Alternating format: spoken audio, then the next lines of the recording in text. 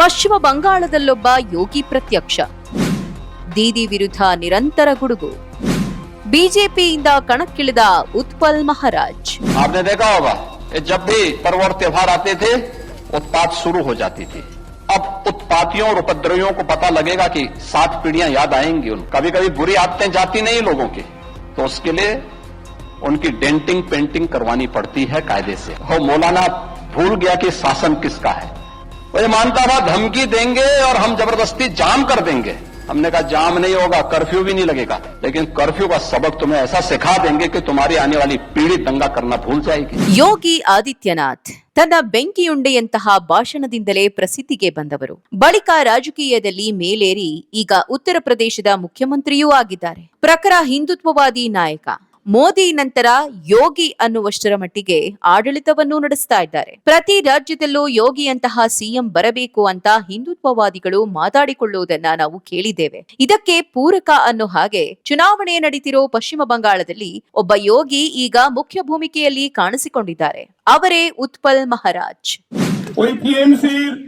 যিনি পদপ্রার্থী তিনি ঘোষণা করছেন যে সন্ন্যাসী মহারাজ তিনি কিসের লোভে এই রাজনীতির ময়দানে নেমে পড়লেন, তার কিসের এত লোভ আমি আপনাদের মাধ্যমে বলতে চাই।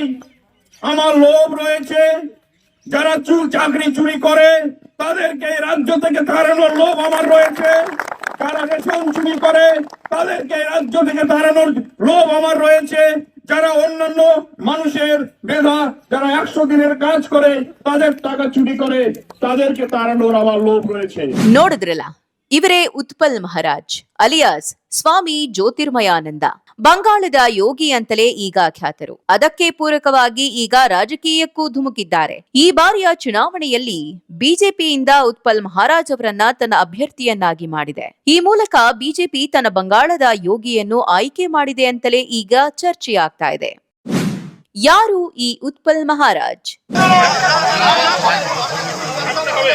আমরা একসঙ্গে ছিলাম, একসঙ্গে আছি, একসঙ্গে থাকবো, কোনো বিভেদ আমাদেরকে ভাগ করতে পারবে না। যারা ধর্মের সুস্থিতি বিভেদ করে তাদেরকে দাঁড়াতে হবে।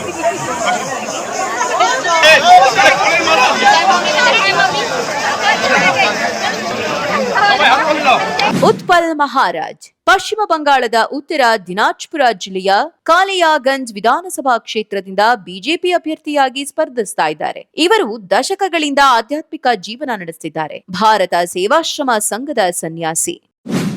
ಬಂಗಾಳದ ಯೋಗಿ ಅನ್ನಿಸಿಕೊಳ್ಳೋಕೆ ಕಾರಣವೇನು? ಉತ್ತರ ಪ್ರದೇಶ ಮುಖ್ಯಮಂತ್ರಿ ಯೋಗಿ ಆದಿತ್ಯನಾಥ್ ಅವರಂತೆ ಉತ್ಪಲ್ ಮಹಾರಾಜ್ ಕೂಡ ಕೇಸರಿ ವಸ್ತ್ರಧಾರಿ. ಅವರದೇ ರೀತಿಯಲ್ಲಿ ಇವರೂ ರಾಜಕೀಯಕ್ಕೆ ಪ್ರವೇಶಿಸಿದ್ದಾರೆ. ಪ್ರಖರ ಹಿಂದುತ್ವವಾದಿ. ಹಾಗಾಗಿಯೇ ಇವರ ಬೆಂಬಲಿಗರು ಇವರನ್ನ ಬಂಗಾಳದ ಯೋಗಿ ಎಂದೇ ಕರೀತಾರೆ.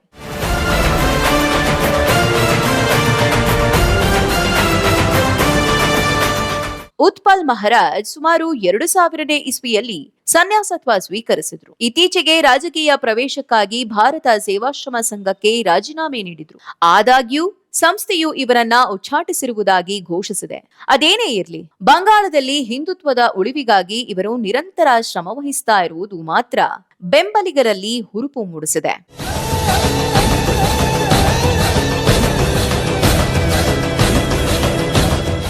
ಬಂಗಾಳದಲ್ಲಿ ಹಿಂದೂ ಧರ್ಮ ಮತ್ತು ಸಂಸ್ಕೃತಿ ಅಪಾಯದಲ್ಲಿದೆ. ತುಷ್ಟೀಕರಣದ ರಾಜಕಾರಣ ನಡೆಯುತ್ತಿದೆ ಎಂದು ಹೇಳುವ ಮೂಲಕ ಉತ್ಪಲ್ ಮಹಾರಾಜ್ ನೇರವಾಗಿ ಮಮತಾ ಬ್ಯಾನರ್ಜಿ ಸರ್ಕಾರದ ವಿರುದ್ಧ ವಾಗ್ದಾಳಿ ನಡೆಸುತ್ತಿದ್ದಾರೆ. ಕಾಲಿಯಾಗಂಜ್ ಎಸ್ಸಿ ಮೀಸಲು ಕ್ಷೇತ್ರದಲ್ಲಿ ಬಿಜೆಪಿ ಈ ಹಿಂದೆಯೂ ಮೇಲುಗೈ ಸಾಧಿಸಿತ್ತು.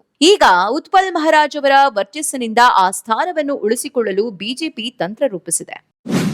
ಬಿಜೆಪಿಯ ಲೆಕ್ಕಾಚಾರವೇನು? ಬಂಗಾಳದಲ್ಲಿ ಮಮತಾ ಬ್ಯಾನರ್ಜಿ ಅವರ ತೃಣಮೂಲ ಕಾಂಗ್ರೆಸ್ ವಿರುದ್ಧ ಹೋರಾಡಲು ಬಿಜೆಪಿಗೆ ಒಬ್ಬ ಪ್ರಬಲ ಮತ್ತು ಸಾಂಸ್ಕೃತಿಕವಾಗಿ ಜನರನ್ನ ಸೆಳೆಯುವ ನಾಯಕನ ಅಗತ್ಯವಿತ್ತು. ಉತ್ಪಲ್ ಮಹಾರಾಜ್ ಅವರ ಮೂಲಕ ಬಿಜೆಪಿ ಹಿಂದೂ ಮತಗಳ ಧ್ರುವೀಕರಣಕ್ಕೆ ಮುಂದಾಗಿದೆ.